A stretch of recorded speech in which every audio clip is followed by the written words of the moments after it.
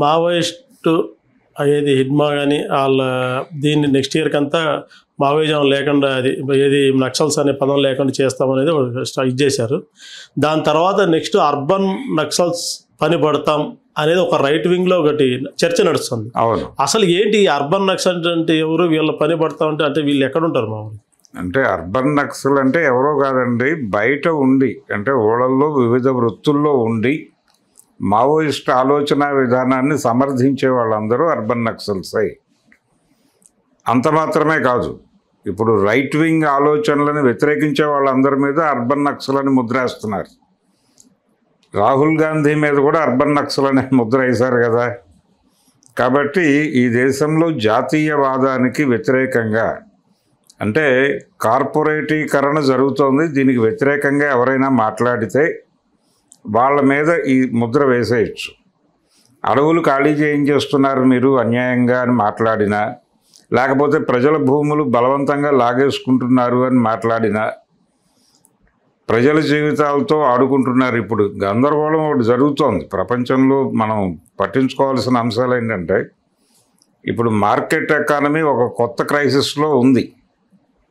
America నుంచి మనని పంపించేస్తున్నాడు, Australia నుంచి వెళ్ళిపోండి మీరు అంటున్నారు. అంటే ప్రపంచ మార్కెట్ ఒక సంక్షోభంలో ఉండి మన జీవితాల్లోకి ఆ సంక్షోభం వచ్చి ఇక్కడ కొంచెం ఐటీ రంగంలో గోల్డెన్ షేక్ హ్యాండ్లు ఇలాంటి కార్యక్రమాలు పెరుగుతున్నాయి.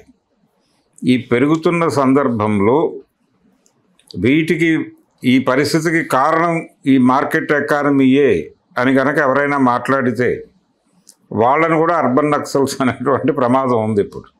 అంటే ప్రభుత్వ వ్యతిరేక అభిప్రాయాలతో ఎవడున్నా వాడు అర్బన్ నక్సల్ అయితే. ప్రకాష్ రాజు మీద కూడా అర్బన్ నక్సల్ అనేటువంటి ముద్ర ఉంది. అంటే అలా కాదు కదా, ప్రకాష్ రాజ్ అంటే అర్బన్ నక్సల్స్ అంటే ఒక ఇది.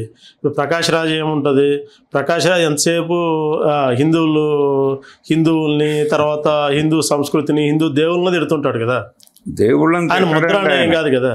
అంటే ఇప్పుడు అర్బన్ నక్సల్ అంటే దేశంలో ఉన్న మెజారిటీ పీపుల్ మెజారిటీ మతాన్ని తిట్టడమే. అది కాదు అసలు, ఆయన సెక్యులరిస్టిక్ గా మాట్లాడతాడు. అవును, సెక్యులరిస్టిక్ గా కేవలం ఒక మతం గురించి హిందుత్వం గురించి ఎందుకు దేశంలో ఇన్ని మతాలు వాళ్ళు మాట్లాడలేరు కదా. ఆ గట్స్ అక్కడ మామూలు చూపించలేరు కదా. ఇది కూడా ప్రజల్లోకి తీసుకువెళ్ళిపోయారు. ఇది ప్రజాభిప్రాయం. అట్లా కదా. మీరేనా ఇప్పుడు నేను ఒక చిన్న అది చెప్తాను. ఆయన అనేది ఏంటి మామూలుగా ఓకే, ఇప్పుడు మీరు మాట్లాడే స్వేచ్ఛ, నేను మాట్లాడే స్వేచ్ఛ రాజ్యాంగం కల్పించింది అంతా ఇది ఉన్నది.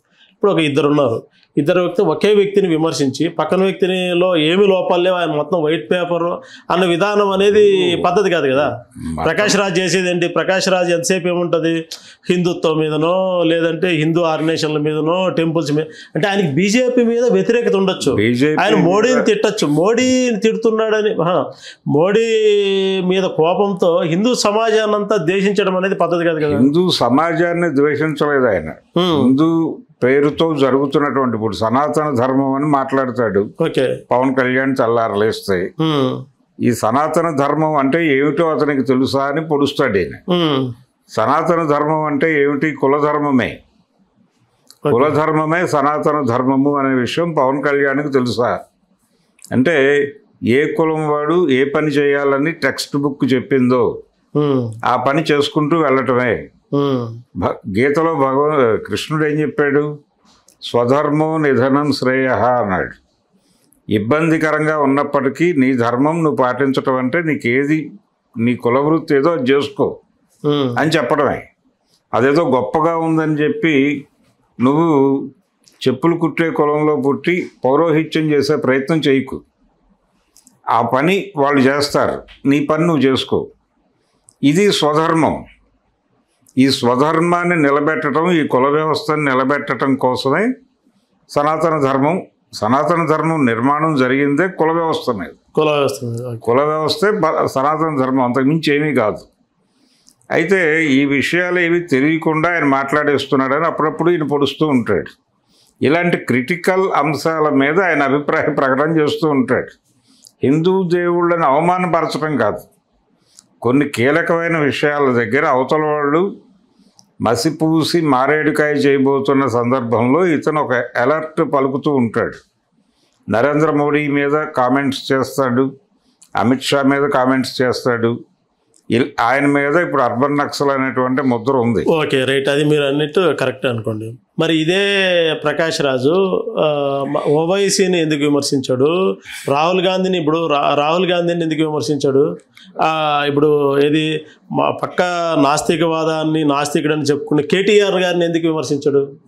ఎవరినైనా ఆ ఇన్సిడెంట్ జరిగినప్పుడు వాళ్ళు మాట్లాడిన మాటల్లో హేతుబద్ధత లేకపోతే ఎవరి మీదైనా కామెంట్ చేస్తారండి. అయితే ఇక్కడ ఒక గొడవ ఉంది. హిందూ మతంలో పుట్టిన వాడికి హిందూ మతం తాలూకా వ్యవహారాలు ఎక్కువ తెలుస్తాయి. తెలిసినప్పుడు వాడు నాస్తికుడు అయితే వాడు హిందూ నాస్తికుడు అయి ఉంటాడు. ఆ హిందూ నాస్తికుడు హిందూ మతం మీద తన అభిప్రాయాలు చెప్పే ప్రయత్నం చేస్తాడు. ఆ మతంలో ఉన్న ఇబ్బందికరమైన అంశాలు ఏమిటో వాడు మాట్లాడతాడు. ముస్లిం నాస్తికులు కూడా ఉన్నారు. నిజానికి జిన్నా గారు నాస్తికుడే. ఓకే, జిన్నా గారు తనని తాను నాస్తికుడిగా ప్రకటించుకున్నాడు. ఆ క్రమంలో ముస్లిం నాస్తికులు ఇస్లాంలో ఉన్నటువంటి వ్యవహారాల గురించి మాట్లాడతారు. ఇప్పుడు అక్కడ కూడా కొన్ని దుర్మార్గమైనటువంటి విషయాలు ఉన్నాయి. మతం అన్న తర్వాత ఏ మతం అయినా అలాగే బిహేవ్ చేస్తుంది. ఇప్పుడు మొన్న ఇక్కడికి వచ్చి తాలిబాన్ వీళ్ళు మీటింగ్ పెట్టారు కదా. అవును, ఆఫ్ఘనిస్తాన్ నుంచి వచ్చి ప్రెస్ మీట్ పెట్టినప్పుడు అక్కడికి ఆడవాళ్ళు రాకూడదు అని చెప్పి ఒక ఫత్వా జారీ చేశారు. ఇలాంటి ఇబ్బందికరమైనటువంటి పరిస్థితులు ఉంటాయి. వ్యక్తి అంటే ఇక్కడ ఏంటి మతం చెప్పదు, మతాన్ని ఆచరించే పెత్తనం చేసే కొందరు వ్యక్తుల లోపాల వల్ల మతానికి ఆపాదిస్తారు. ఇక్కడ జరుగుతున్న ఎందుకు హిందూ మతం గురించి ఎక్కువ మాట్లాడుతున్నారు అంటే మెజారిటీ మతం ప్రమాదంలో ఉంది అని ఒక ప్రచారం జరుగుతోంది. ఈ ప్రచారంలో భాగంగా హిందూ మతం ప్రమాదంలో ఉంది అని పదే పదే చెప్తూ ఉండటం వలన హిందూ మతం కన్సాలిడేట్ చేయటం అనేది ప్రోగ్రాం. హిందూ ఓట్ బ్యాంక్ని కన్సాలిడేట్ చేయటం, ఈ హిందూ ఓట్ బ్యాంక్ని కన్సాలిడేట్ చేయటం అనే ప్రోగ్రాం మొదలవగానే మైనారిటీ మతాలు భయపడతాయి, భయంతో ఉంటాయి. కాబట్టి ఎప్పుడైతే మెజారిటీ మతం భయంలో ఉంది అని ఇండికేషన్ ఇచ్చిందో ఇమ్మీడియట్గా మైనారిటీల్లో భయం మొదలవుతుంది. ఒక సమాజంలో మతపరమైన ద్వేషాలు పెరుగుతున్నాయంటే దానికి మెజారిటీ మతమే కారణం. పాకిస్తాన్లో ఇస్లాం మతం కారణమవుతుంది, ఇండియాలో హిందూ మతం కారణమవుతుంది అనివార్యంగా. కాబట్టి మైనారిటీలు సేఫ్గా ఎప్పుడు ఉంటారంటే మెజారిటీ మతం హాయిగా ఉన్నప్పుడు. మెజారిటీ మతం హాయిగా లేదు, ఇప్పుడు దాన్ని రోజు ఇబ్బంది పెడుతున్నారు. ప్రమాదంలో ఉంది, ముస్లిం జనాభా పెరిగిపోతుంది. ఇండోనేషియా తర్వాత ఇక్కడే అత్యధిక ముస్లిం జనాభా ఉంది. కాబట్టి ఏ క్షణమైనా భారతదేశం పాకిస్తాన్ అయిపోవచ్చు అని స్కూల్ పిల్లల దగ్గర నుంచి అందరికీ ఇంజెక్ట్ చేస్తున్నారు, వాళ్ళు మాట్లాడేస్తున్నారు. ఈ పరిస్థితి వచ్చినప్పుడు అవతల వాళ్ళు కన్సాలిడేట్ అయ్యి వాళ్ళు కూడా ఏదో మాట్లాడటం మొదలు పెడతారు. గందరగోళం నడుస్తోంది సమాజంలో. ఇలాంటి వాతావరణం ఉంది కాబట్టి హిందూ మతం మీద కొంచెం ఎక్కువ మాట్లాడటం జరుగుతోంది. ఇప్పుడు ఈ మాట్లాడుతున్న వాళ్ళు వీళ్ళు మాత్రమే కాదు, మార్కెట్ ఎకానమీకి వ్యతిరేకంగా మాట్లాడుతున్న వాళ్ళు కూడా అర్బన్ నక్సల్స్.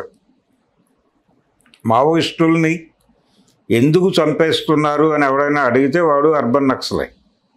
ఇలా కేంద్ర ప్రభుత్వం అనుసరిస్తున్నటువంటి విధానాలకు వ్యతిరేకంగా మాట్లాడుతున్న ప్రతి ఒక్కడు అర్బన్ నక్సలైట్ అనేటువంటి ట్యాగ్ ధరించడానికి సిద్ధపడాలి.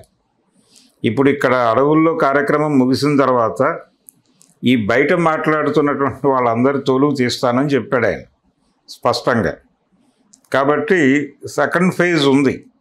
ఆపరేషన్ కగార్ అనేది అడవుల నుంచి నగరాలకు విస్తరించబోతోంది. ఆపరేషన్ నగారా నెక్స్ట్ నగారే. ఆపరేషన్ కగార్ నుంచి నగార్ అనుకోవచ్చా? నగారే.